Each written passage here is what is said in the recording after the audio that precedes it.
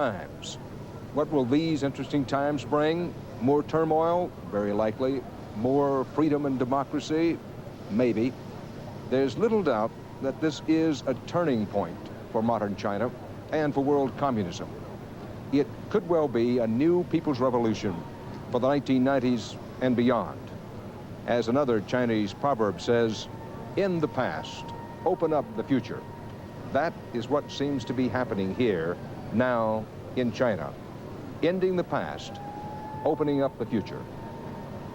I'm Dan Rather, reporting from Beijing. China.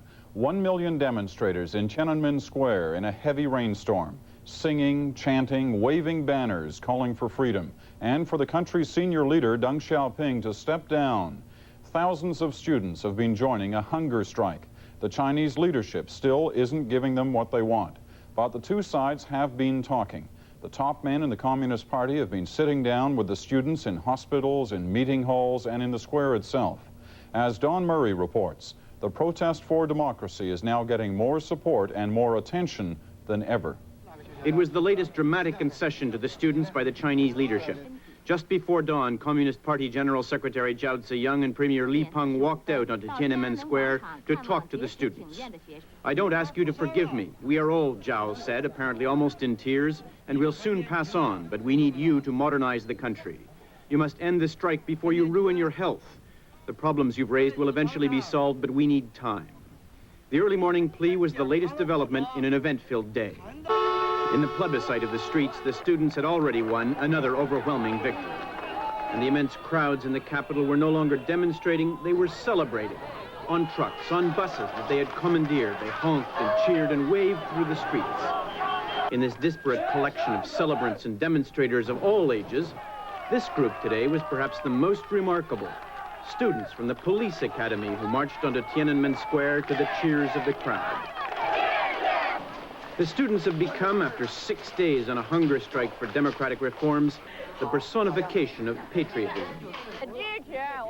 All of us support the students because all of us love our country.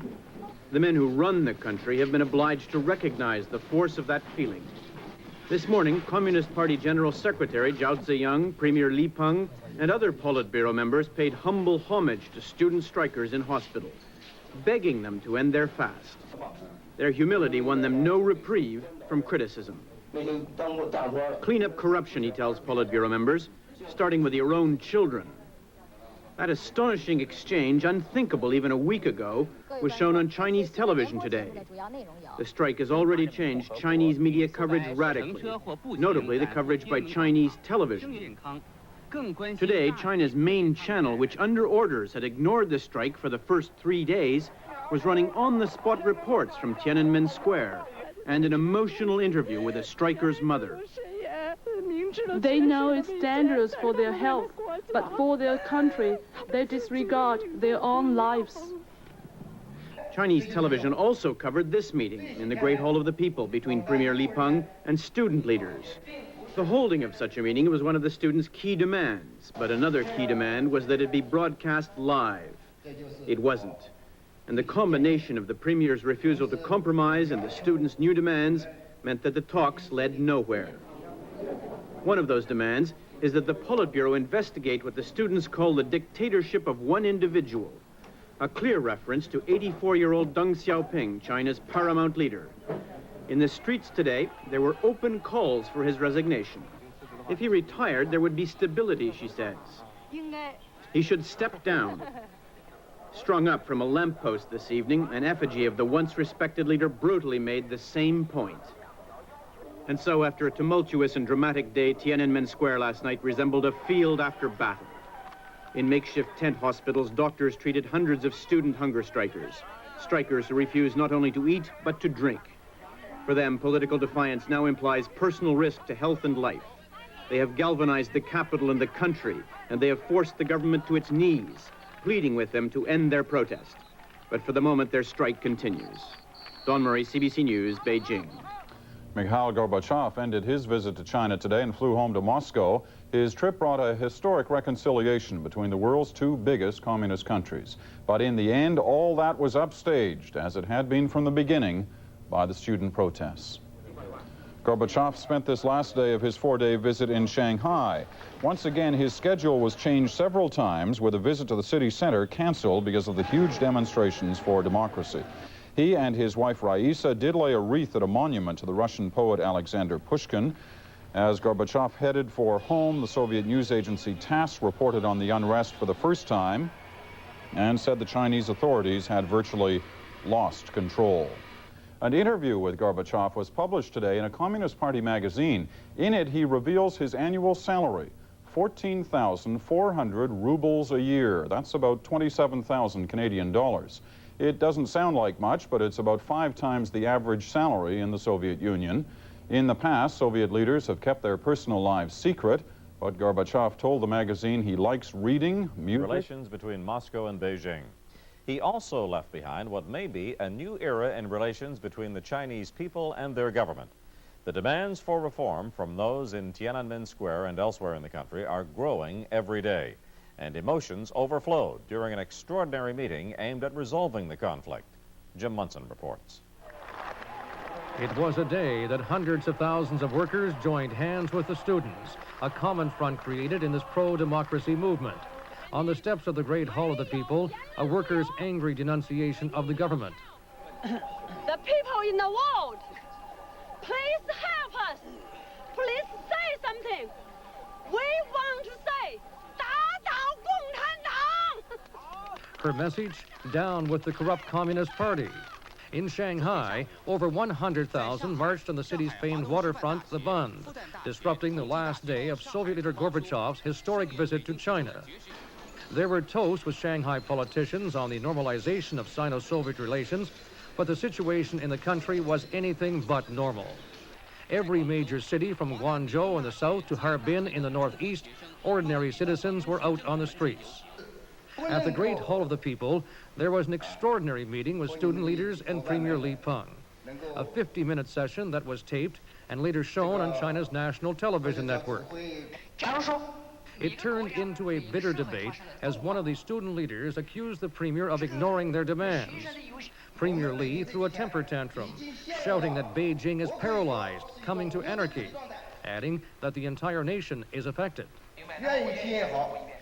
One student leader, Kashi, who was hospitalized during this 6-day hunger strike, interrupted the premier. Holding on to oxygen tubes, he said, "You have no sincerity in solving the problems." The meeting broke up in disarray.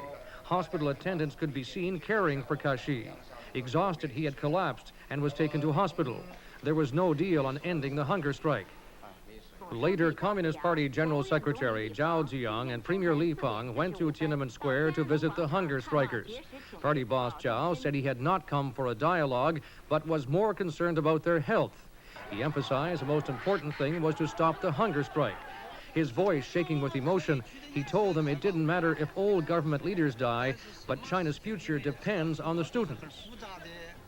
What is vital for the students' cause is that there be a lengthy and live debate on democracy on state-run television, normally the propaganda tool of the government.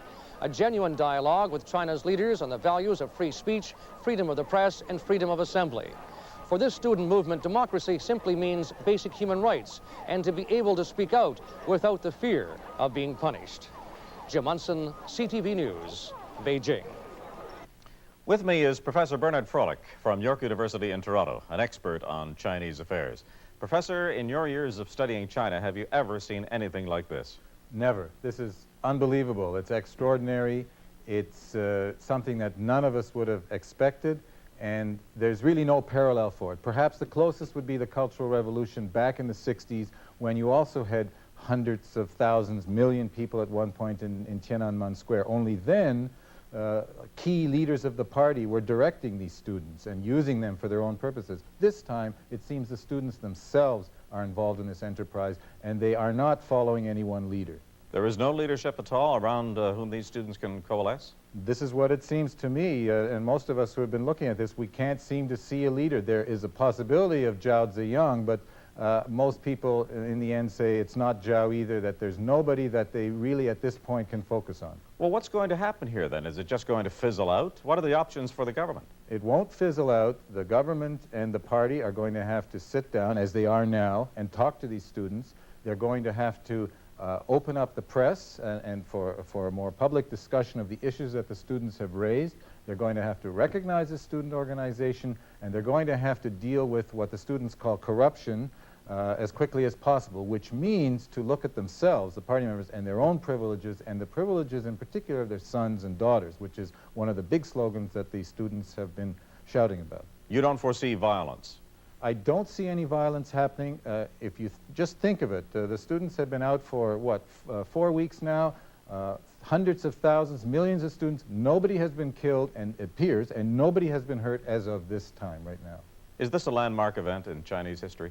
This is a landmark event in Chinese history, and it's something from which the Chinese can't go back to where they were. However, we who try to predict what goes on in China have to be very careful, because we've always made predictions and they've usually been wrong.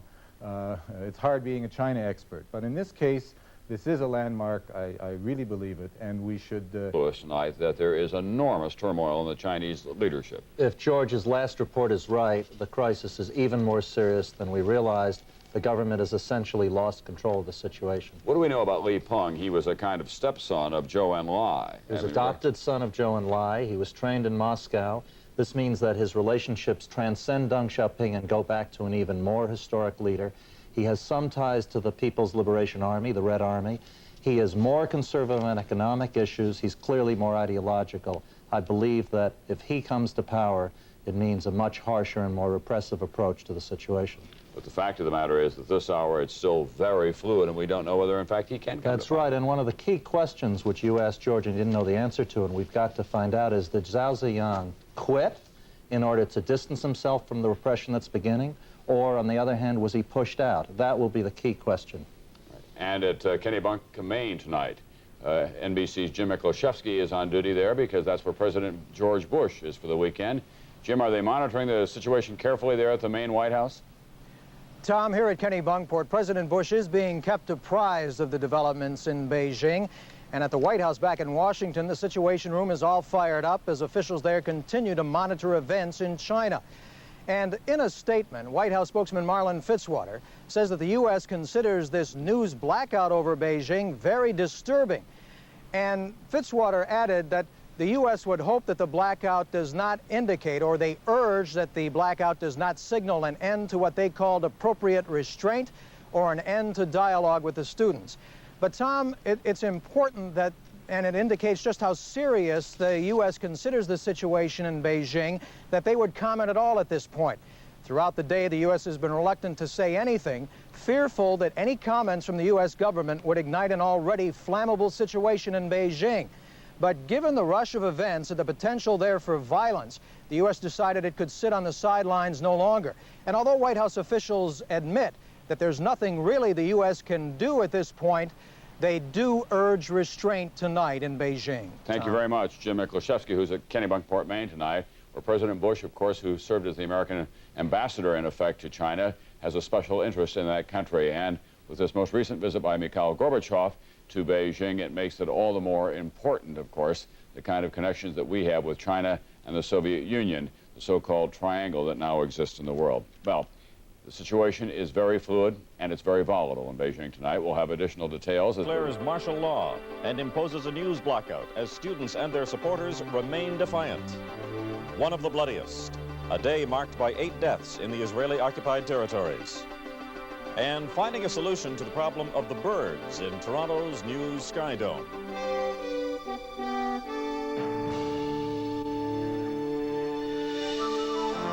The CTV National News with Lloyd Robertson. Good evening. Ominous signs from China tonight. Martial law has been imposed in Beijing after a day of high drama. Right now, there is unbearable tension in Tiananmen Square as everyone waits to see just what will happen next. The day's events began early this morning when the government tried to move troops into the square. The people wouldn't let them in. It was quiet for a while, then events began to take a turn. The announcement of martial law and Chinese officials trying to keep foreign journalists from transmitting their stories. This was the scene at one American network when the Chinese tried to pull the plug. This is the CNN control room at the Great Wall Sheraton Hotel here in Beijing. Our people are staying at their duty stations, and we had indicated that we were waiting a call from the Foreign Ministry to tell us that we should officially end our transmissions. Okay, let me quickly tell you what this official is saying. If you do not obey the order, you will not be allowed to come again. This official on the right side of your screen is saying to CNN, if you do not obey the order... Right here, 500-4100. You have him call us. You have him call us personally and explain to us what is happening here. If you cannot give us an explanation, fine. I think, looking a little bit ahead, if we have a moment, one must raise some question about what this will do to China's international standing. Serious doubts about. That was the scene at One American Network when the plug was finally pulled tonight. There was a good example of why the Chinese may have wanted to stop foreign journalists from transmitting any more pictures from Beijing. There was a violent confrontation between police and students at an intersection tonight. It started when students tried to block an overpass. The police tried to clear them. The students wouldn't go and tried to push through police lines. The police took out their nightsticks and there was a lot of pushing and shoving. The students seemed clearly surprised by the attack. And of course, it is now tomorrow afternoon in China. Transmissions have been cut off and come back several times during the evening. Our Beijing correspondent Jim Munson reports on today's developments. With martial law coming into force in some areas of Beijing, it means the suspension of civil rights. Beijing is now under the control of the People's Liberation Army. The Beijing municipal authorities have told foreign correspondents that they cannot go to Tiananmen Square. It is against the law to visit universities, factories, and neighborhoods. It is a very tense situation now in Beijing. There are virtually no cars in the downtown core. Throughout the chilly night, the defiant students ignored warnings that the government was about to crack down. China's leaders would no longer tolerate 8 days of occupation by this pro-democracy movement in Tiananmen Square. Premier Li Peng, in a forceful message to the nation and the military, announced the People's Liberation Army would put a stop to the turmoil. In the square, which faces the Great Hall of the People, the students showed no fear. They sang songs of victory, even though the government refused to bow to their demands. A genuine live dialogue on democracy on state-run television and recognition of their independent student union. Doctors who cared for the hunger strikers were converts to the students' cause. Almost all our doctors think the demonstration of the students is a good idea. Concerned that one of these students might die, the hunger strike had been called off. Instead, there would be a sit-in. In the early morning hours, a convoy of army trucks were sighted within Beijing's city limits. But tens of thousands of students met the troops. Some sat in front of the trucks. Others climbed on board. There was no confrontation. In the early morning hours, the students were still in the square. Thousands were rushing to set up more roadblocks. Tiananmen Square, virtually a city within a city. 1 month of pro-democracy protest, and it is chaos here in the symbolic heart of China. A common front of workers, peasants, and students in the greatest challenge ever to the Communist Party in 40 years. For this moment, there was no battle with the People's Liberation Army. Jim Munson, CTV News, Beijing. Jim Munson managed to get that report out to us just before the various satellite feeds were pulled down. We now have Jim on the line from Beijing by telephone. Jim, what happened in your area when the authorities came to pull the plug? It was a bizarre situation here in the China Central Television, Lloyd. Moments after we sent our report from here, the station was ordered by the government to pull the plug on all foreign reports. An official ran down the hall and told the technicians no more foreign reports will be allowed to be satellited out of the country. And one of the technicians simply broke down in tears and couldn't believe it, but the order was given. Jim, have you had any indication during the evening that the Army and the police are not necessarily totally behind the government in their actions tonight? We are getting, Lloyd, reports on two fronts, one from the police chief of Beijing. Here in Beijing, the police do not carry guns, but they were ordered by the government to do so at this particular time. They still are not carrying guns, but the police chief here is very, very angry about being told to do this. He does not want to intervene in that way with the students. Also, the 38th Army, which normally protects Beijing in times of peace, apparently is reluctant to come into the city to do what the government wants them to do. in this particular crackdown. So the government has had to bring in a special contingent of top military personnel. Jim, can you just update us quickly on the present situation? Right now, just a moment ago, reports that Army tanks have been sighted in the southern section of Beijing. Thank you very much, Jim. My pleasure, Lloyd. And take care. You've been doing a wonderful job for us.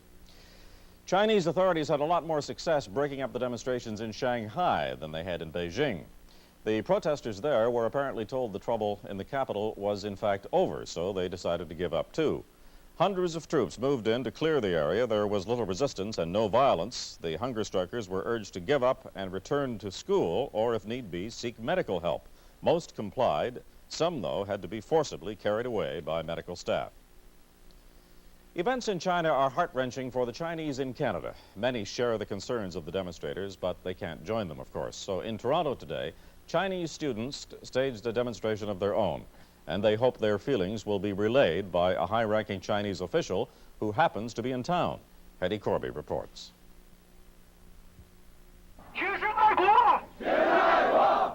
There is fear in the hearts of these Chinese exchange students who find themselves half a world away while their friends and loved ones are surrounded by troops. They held a demonstration at the Chinese consulate in Toronto to let their government know they're concerned. It sounds like it's going to be something very violent to happen in China, which I think I don't like and I don't want our students to be hurt. What we worry most is bloodshed or the suppression of the demonstration. The students were granted a meeting with consulate officials and brought along a list of demands, which included no martial law, freedom of the press, and recognition by the Chinese government of the student movement. We want the government to legally recognize this group. They represent the majority of the Chinese people who want democracy and who want freedom. The students hope their message will be carried back to China by this man, Wan Li, the third highest-ranking politician in China. In Toronto, as part of a cross-country tour, Wan chose to avoid controversy at this government-sponsored dinner by discussing platitudes instead of politics. We share common ground on many major international issues, each working actively for the maintenance of world peace and common progress. The student protesters wanted to express their feelings directly to Wan, but the request for a meeting was denied. It is their hope their leader couldn't help but notice and be influenced by concern abroad for the political situation in China. Hetty Corby, CTV News, Toronto. With me from Vancouver is Professor H.T. Chen, Senior Instructor in the Department of Asian Studies at the University of British Columbia. Professor Chen, a news blackout is now in effect. Martial law has been declared throughout most of Beijing. Have the students lost the battle completely? No, not at all. I think that they have achieved a great deal of success, and they wanted to have dialogue with the government, and that they achieved. And more than that, Zhao Ziyang, emerging from the Politburo meeting in the wee hours of 17th, said that the students' actions are very legitimate and are very much affirmed by the government. How do you see the leadership changing then to accede to some of the students' demands?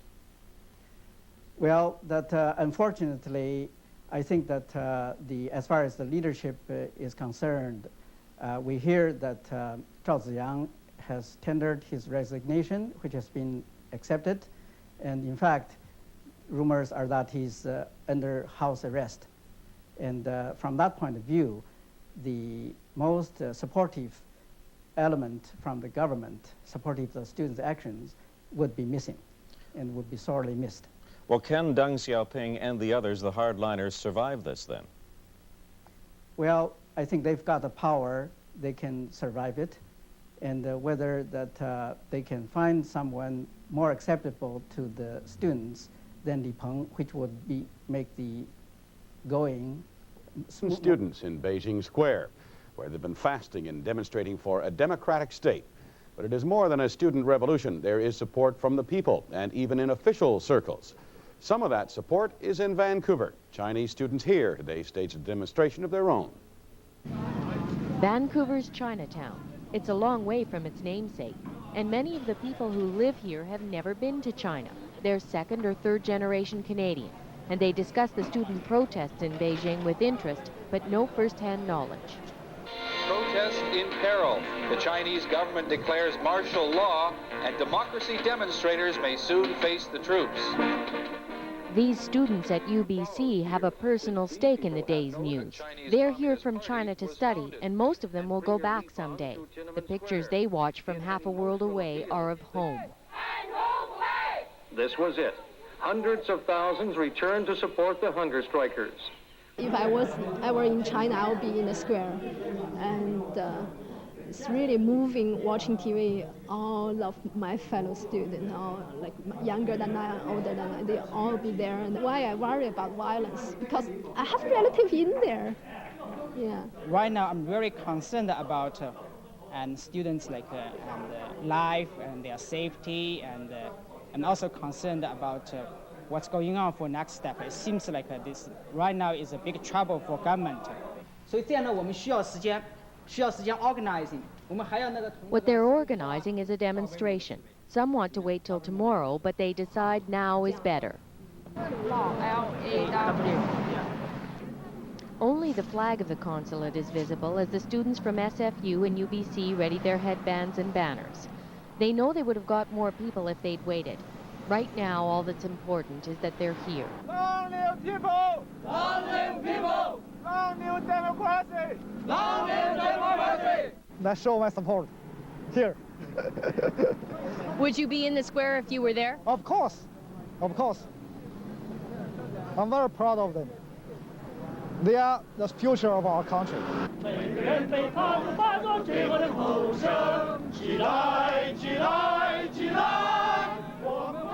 Finally, the Consul General comes out to accept a letter for his government, asking that the military action be stopped.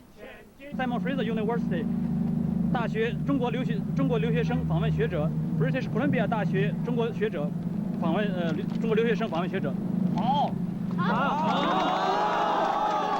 I've taken their message and I'll convey it to my government. He retreats to his consulate, where he faxes the students' letter to China. The students say they'll meet tonight to plan a larger demonstration for tomorrow in downtown Vancouver. They may be 15,000 kilometers from Beijing, but they say they're doing what they can because it's still their country. Today, through another long night of tense confrontation between the students of Beijing and the tens of thousands of troops massed around them. And once again today, no one is willing to predict how this historic event will end. We have a report from Jim Munson. In Tiananmen Square, helicopters swoop over the pro-democracy protesters. Another show of force, but there is no confrontation. Instead, leaflets are dropped telling the demonstrators to go home. Over 48 hours has gone by since martial law was declared, a law which gives the army widespread powers of arrest. But it remains a standoff. In the square, loudspeakers blare out the latest message from the student leaders. More reports that the crackdown was imminent, that Beijing prisons were sending criminals to penitentiaries in the countryside to make room for the protesters in the square. But the soldiers didn't come. The students, surviving another day, pledged allegiance to their cause. More food is brought in. Ordinary citizens who back the students make sure the demonstrators don't go hungry. In makeshift tents, sympathetic doctors and nurses care for the sick, many exhausted after spending 9 nights in a squalid environment. The troops are now well inside Beijing city limits, but they are not going anywhere. Local residents have formed human barricades, children clamoring over the armored personnel carriers. Irate residents lecturing the soldiers on the value of democracy, with warnings they had better not hurt the students. The People's Liberation Army has 60,000 soldiers in and around the city. But to get into Tiananmen Square, tanks would have to push through blockades set up by ordinary citizens. At every major intersection, there are barricades. Throughout the night, the students talked of what they would do if the soldiers came. The army is much stronger than us. If we take violent actions, I don't think we can succeed in, attempting our aims. So we have to take some non-violent actions, and in order to make the soldiers to be sympathetic with us. The troops seem confused by all of this. There are persistent reports they had no idea of why they were being sent to Beijing. Many had been on trains for 3 days, coming from Sichuan province, 2,000 kilometers away. Chinese sources say the troops were denied access to newspapers and radio for 10 days. China's leaders haven't been heard from for over 48 hours. But there are reports of bitter infighting between the hardliners and moderates in the Communist Party. There is a common belief now the only way confrontation can be avoided is for the leaders to come out of the Great Hall of the People and talk to the students, and that there must be promises of genuine dialogue on democracy. Premier Li Peng may have called the turmoil in Beijing and the rest of the country as anarchy, but the 6 weeks of protest has profoundly changed the political climate in China. The Communist Party can no longer reserve the right to rule without being challenged. Jim Munson, CTV News, Beijing. Joining us on the line now, live from Beijing, is Jim Munson. Jim, I understand the city is virtually paralyzed by the uprising and the Army's response to it. It certainly is. We're hearing now the troops are prepared to wait the students out and not to confront them. The government is hoping that this waiting game will change the mind of the average citizens to turn on the side of the government. Right now, no food trucks are getting into the city because of these barricades. And we are hearing reports of food shortages, of gas shortages for heating and for automobiles. And in the small marketplaces of Beijing, prices have tripled and doubled. And also, people are now hoarding their food. So it's a very tense situation within the city. The city is paralyzed.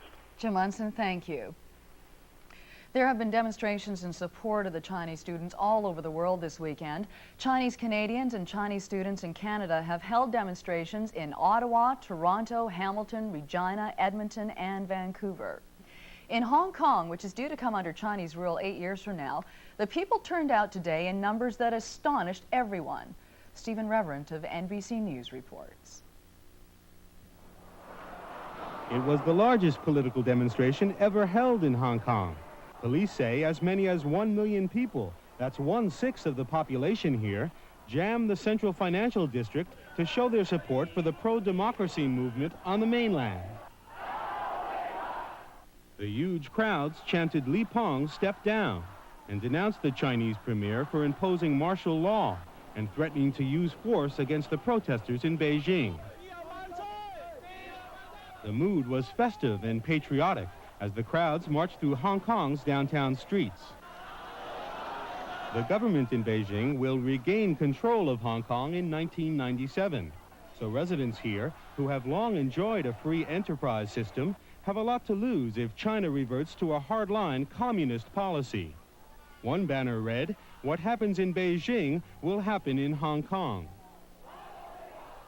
The march continued for 3 hours and eventually reached the New China News Agency, which serves as China's embassy here.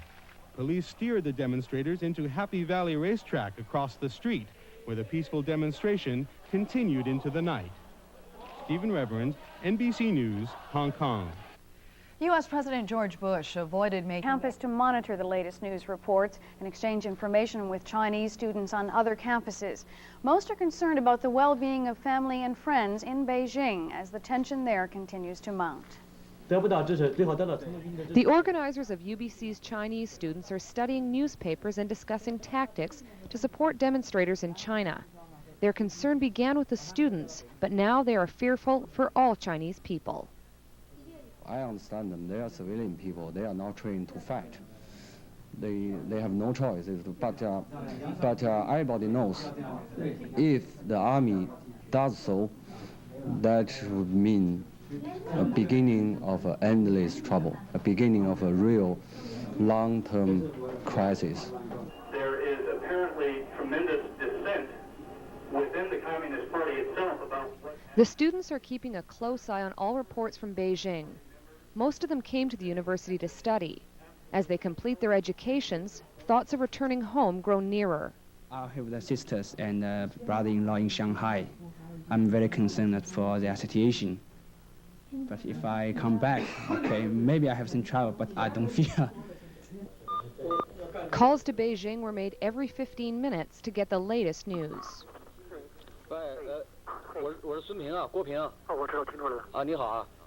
A hotline has been established to provide information to the other Chinese students in the Lower Mainland. They've collected $2,200 for their fellow protesters and are receiving more. They hope with greater... ...are watching and waiting for the government's next step under martial law. All the attention is on the army. There was some violence today as soldiers and protesters fought a short battle just outside the city. But there is also a report that more than 100 top military officers have signed a letter saying they will not use force to break up the protests for more democracy. The letter says the army belongs to the people. It cannot confront the people, and it will never shoot the people. With part of the army now apparently dead against martial law, there could be trouble ahead for the hardliners in the Chinese leadership. We have two reports on today's developments, beginning with Don Murray.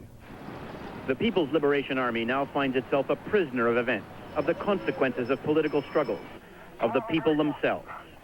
And with each passing day of martial law, the strain shows. Cameras not allowed here, he shouts. Martial law doesn't permit shooting. You'll be in trouble with the army, and we should support the army. There were threats to seize this tape. It wasn't confiscated, but later tonight, a CBC crew taping a PLA convoy was stopped, and its tape was taken. The army is engaged in an unforeseen and uneven struggle with the people of the capital. They jam the streets and block its convoys. On the square today, as the army slowly inched into the city, there was a mood of relief mixed with unease. Tiananmen remained a citadel beyond the reach of the government, a citadel the army had promised not to storm. That promise was first made public in a televised announcement Sunday night. The bland nature of this bulletin masked a revolt by the PLA commanders against an order from the Politburo to clear the square, no matter how high the casualties. This evening's news brought the PLA revolt into the open and onto the air. A colonel commanding a unit now trapped in the suburbs said his men were shocked by the hostility of Beijing's residents towards them. Our soldiers love the people, he said, and we've had good discussions with the students. He also complained of the poor organization of the martial law maneuvers. The army revolt has now shifted the balance of political power once again. 4 nights ago, as he announced harsh measures to end the student demonstrations, Premier Li Peng seemed firmly in command.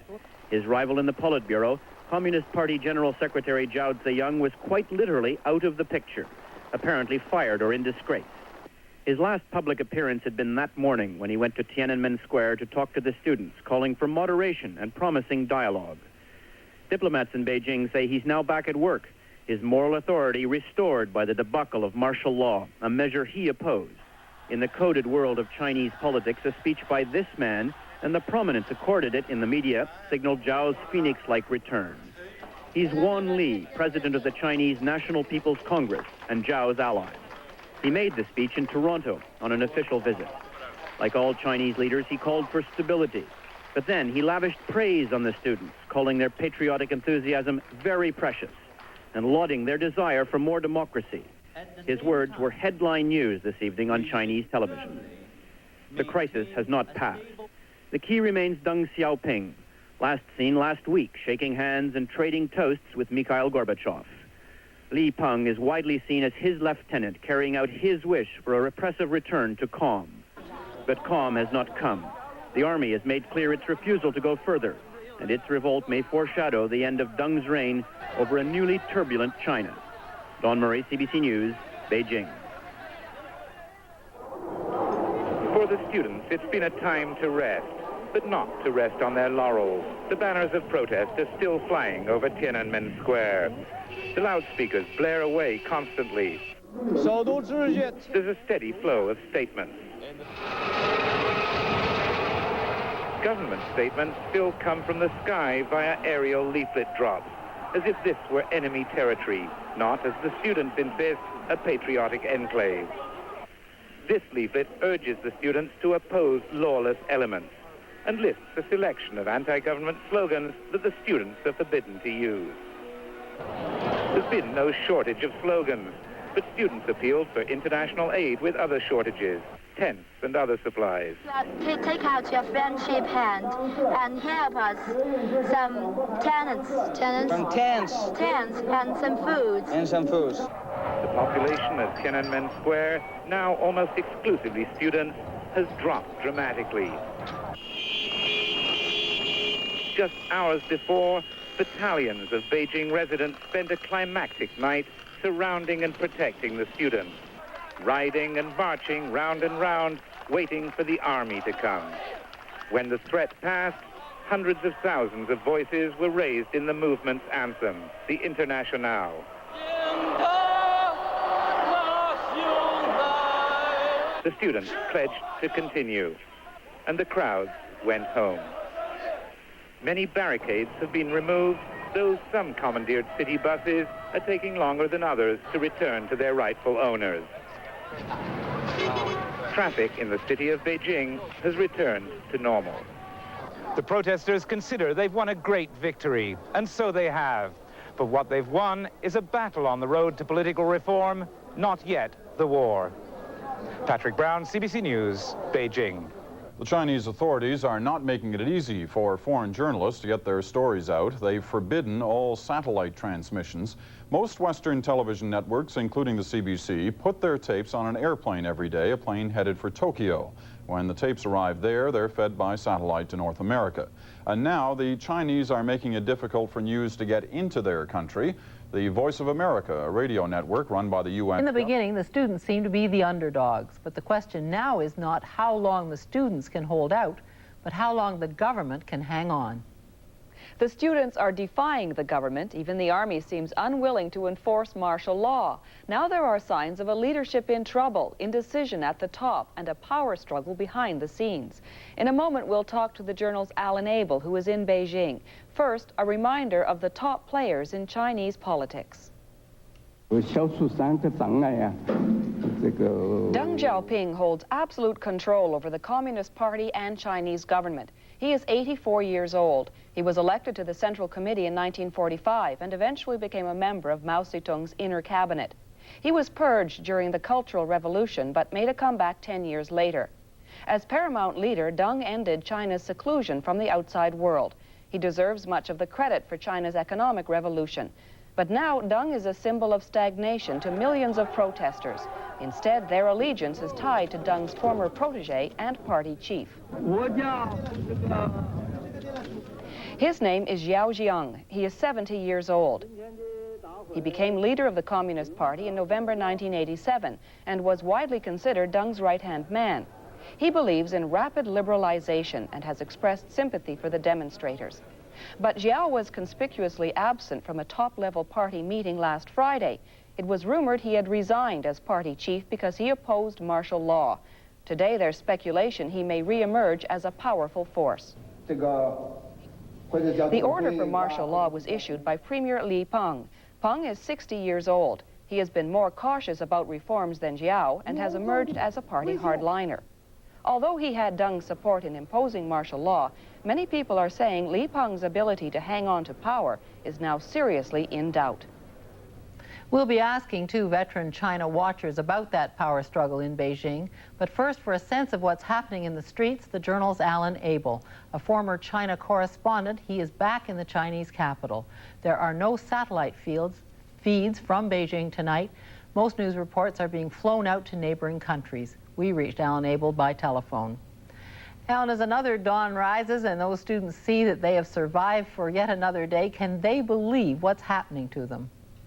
It must be extraordinary to them that they've suddenly become the symbol of sort of permanence and stability, and this great collegiate campground that we've been visiting is a scene that's become the permanent reality in the city, while who knows what turmoil is going on in the Politburo and the Great Hall of the People right next to them. How messy is normal life for them in that square? Are any of them sick of it? Are they exhausted? Are there risks now of being too tired? Well, it would seem to be that the square is not nearly as crowded as it has been in recent weeks or recent days. It wouldn't seem to be an overwhelming task for any well-disciplined force to go in and move them out. It would be a rather shallow victory now if finally the hardliners did prevail, but there's no sign that they will prevail. The square itself is a littered aftermath from a rock concert. In some ways, the concert's still going on with students singing, pepping each other up with songs, mocking Deng Xiaoping in rhyme, telling fairly ribald poetry about the leadership.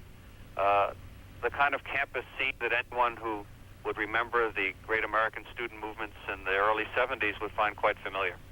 Alan, you touched on turmoil above, and this is the permanent reality. Can you sense turmoil above? How do you know there's turmoil? This whole extraordinary reversal in just a few days of apparently Zhao Ziyang setting the Olympic record for fastest rehabilitation. Everyone thought he was disgraced and had utterly lost face and that the hardline solution would be tried on the weekend. It hasn't been. They've gone 4 nights now with what appeared to be Li Peng's call to utterly smash what he called a riot not taking place. Now it seems, from the inference, from the great experience that the Chinese have in reading between the lines and sensing the order of newscasts, that Zhao is in the ascendancy, and now it's Li Peng who's utterly lost face. Alan, quickly, what about the Army? Could they yet move? They could move, obviously, if they're in the Great Hall of the People or in the Military Museum or somewhere sequestered in the Forbidden City. They could move, and with not a very great show of force, with probably less force than the South Korean riot police use every day in Seoul with their truncheons and shields, could probably clear the square of some very weary kids who've come a long way, some of them 3 and 4 days on the train to get here, wiped out, it seems, just by the fatigue and by the nervousness. The military solution, if they're coming secretly through the tunnels, would be fairly expedient. But the troops that are blocked around the city, the soldiers, even the commanding officers who are appearing on television saying, we're tired, we're cold, we're hungry, we're thirsty, we want to go home. And the extraordinary thing of the national media broadcasting that makes it clear that this mass invasion from all around the city probably isn't going to happen. Final point, quickly. The rumor mill that must be sweeping that place all the time, what do the students expect to come? I'm not sure they know what to expect at this point. They've been trying to bolster their courage night after night to expect this mass invasion, and it hasn't come. They have to start feeling now that they've won. And there are reports, rumors of factions within the students saying, let's go home. We don't have that much to gain by staying here any longer. And all around them, utter normality has broken out. Law and order seem to have erupted in the city. The buses are running. There's food in the stalls. The department stores are open, and the tourists from all over the country, the domestic tourists, are along the main shopping streets as they've always been. There seems to be some sense of confidence in the city that things are going to be okay. Good to reach you, Alan. Thank you very much. Thank you. Bye-bye. How much will the student protest change the face of China? We brought together 2 of the world's top China experts. In Cologne, Uli Franz, the author of a widely respected biography on Deng Xiaoping. And in San Francisco, Orville Schell, author of numerous books on China. The most recent one is Discos and Democracy, China in the Throes of Reform. Mr. Schell just returned from Beijing on Friday. Mr. Schell, if I could turn to you first, it's hard to know, of course, but one gets the feeling of authority collapsing. One doesn't even know who's in charge. Who do you think's in charge right now?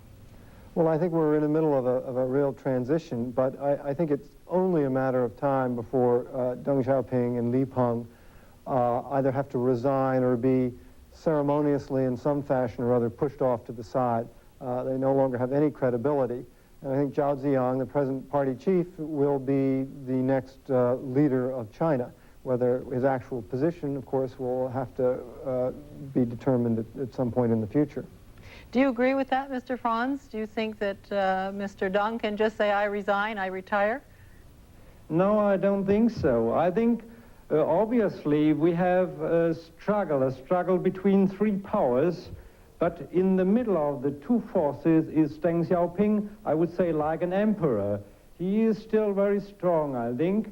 Li Peng, well, he is at the moment quite weak. And perhaps Wan Li will be the next prime minister. And Zhao Ziyang, he is getting stronger and stronger every minute because he is just based on the people's opinion. And he, well, I agree with Mr. Schell, he could be the new general secretary of the party. Mr. Schell, we talk about someone's on their way up, someone's on their way down, someone's in the middle. We have so little sense of how their structures work. How would it work? When you say someone's on their way out, how would they get out? Well, I think for the first time in a large number of years, we have a situation where it's not simply the upper echelon struggling amongst themselves, but we've got a situation where almost the entire, every strata of Chinese society now is reviling Deng Xiaoping and Li Peng, and they are held in just massive contempt. And it's impossible to imagine how, under this sort of circumstance, they could survive. Whereas Zhao Ziyang has distanced himself from the center by more or less supporting the students, taking a soft line, and in any event, he's had a history over the past number of years of being much more moderate and liberal in terms of political reforms and his posture towards intellectuals. Mr. Franz, in your biography of Deng Xiaoping, you say, unlike Mao, Deng knows when he's wrong. He admits when he's wrong. How's he going to take this kind of toppling from power now at his advanced age? Well, Deng Xiaoping, he went, after he met Gorbachev, he got very angry because his opinion was not asked by the people, and his opinion at first was to stop this demonstration of the students, and the party didn't follow him. So he got very angry, and he went to South China, to Sichuan, his home province, and then up till now, I don't know if he came back. I guess he is now back in Peking. But I would compare his behavior like the behavior of the late Mao Zedong in his last years of life. He got very angry and he went away. Mao went to Hangzhou, Deng went to Sichuan. And the situation is very parallel for me. Let me turn to you, Mr. Schell, for a final word on that point. How is Deng going to take this prospect, if you are right tonight? Well, I don't think he's going to take it well at all. I mean, he's fought his whole life, and he's not going to shine kindly on being booted out at this last hour, and he's 84 years old. I mean, ironically, he's a bit like Mao in this respect, too, that Mao also made a tremendous contribution to China, and his revolution was no small accomplishment, and yet in the later years of his life, he ran out of really the imagination to continue on the revolution in a way which was not destructive to the country. And I think this is the problem of Deng Xiaoping. He's too old, he's too out of touch, he just doesn't know really the way in which these forces, which he himself has unleashed, students going abroad and studying, democracy and capitalism, have come home to roost, and he really doesn't know how to handle them or understand them. And I think it's the dilemma of China. Mr. Franz, do you agree with that, that he just got too aged for the task? He is not a wise man now. He has to step down, of course. But I wouldn't undervalue all what he has done. And the students and the people of Peking, if they stop their actions now, and I think they start to think it over, they will say, Deng Xiaoping has done a historical value for China. He has done 10 years. But now, if we overturn all the party leadership, there will be no man. Mr. Franz, are you saying that even the removal of Mr. Deng is not the end of the trouble? It's not the end of the trouble. It's a question of the system, of the communist system. And especially his ideology of, on one side, on the economic side, very pragmatic, very pro-capitalistic, but on the other side, very closed up, very Marxist-Leninist. This is an end.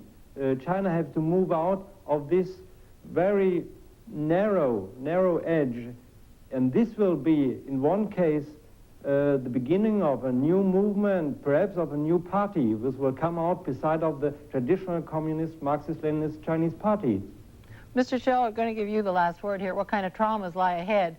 I think the whole world is watching euphorically, thinking if only the students transcend, somehow joy descends from heaven. Will it? I think the problem is that none of the older leaders really have had experience with a democratic system, nor has democracy been very deeply rooted in China, culturally speaking. There's always been a tendency to look for the good ruler, the good emperor, the good leader, rather than a system. And so while they now speak of trying to re-implement a system of law, of checks and balances, it will not come easily, and nor will China's profound economic problems go away in a big hurry. So whoever takes over is going to confront a whole new generation of problems, many of which have been brought upon by these economic reforms themselves, such as corruption, inflation, nepotism. So, I mean, I'm not very optimistic about China in general, although I'm optimistic at this point, or some optimism about how this present problem may resolve itself. Gentlemen, I thank you both. Yeah. Back home in a variety of ways. Students at Simon Fraser University, for instance, have a virtual pipeline right into the center of Tiananmen Square. Well, the generally restrained tone which has carried the protest movement so far. In a dormitory at Simon Fraser University, Chinese graduate students are talking about what's happening in Tiananmen Square and watching what's going on in Tiananmen Square.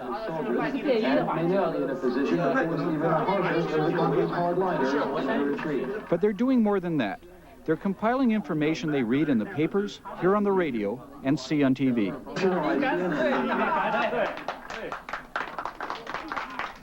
We have a sort of a communication network, computer network in North America, and we discuss all kinds of issues openly on the network. Chinese government cannot control these things.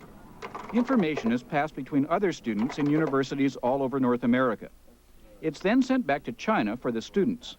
How is this done? Well, believe it or not, somewhere in Tiananmen Square, there's a hidden fax machine. And you fax that information over to Tiananmen Square? That's what we did last night until 1 o'clock in the morning.